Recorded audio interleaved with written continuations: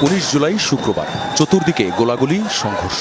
আন্দোলনে থাকা নিরস্ত্র মানুষগুলো গুলিবিদ্ধ হয়ে লুটিয়ে পড়ে একের পর এক। রামপুরা, বনশ্রী, প্রগতি সরণি, যাত্রাবাড়ি, শনিরাখড়া, রায়েরবাগ, মিরপুর, মোহাম্মদপুর, মহাখালী, উত্তরা সবখানেই আন্দোলনকারীদের উপর চলেছে নির্বিচার গুলি। হেলিকপ্টার থেকেও চালানো হয় গুলি। দূর থেকে স্নাইপারের এক একটি গুলিতে মুহূর্তেই প্রাণ যায় আন্দোলনকারীদের। কেন আমাদের গুলি করলো ভাই? আমরা বিচার চাই। হেলিকপ্টার দিয়ে গুলি ফায়ার করছে। এগুলো আমাদের দুইটা বাচ্চা মারা গেছে, একটা 15 বছরের আর একটা 12 বছরের। এখনো গুলি করছে, তিনজন চোখের সামনে হাতে গুলি করছে, এখনো আসলো। এই যে আমার সামনে রক্তাক্ত অবস্থায় এখনো রক্ত ফালানো। আর চলে তো আমার সাথে একটা লোক পোলার চোখে ঢুকে আছে। আহতদের নিয়ে আশপাশের বিভিন্ন হাসপাতালে ছুটোছুটি করতে থাকে সাধারণ মানুষ।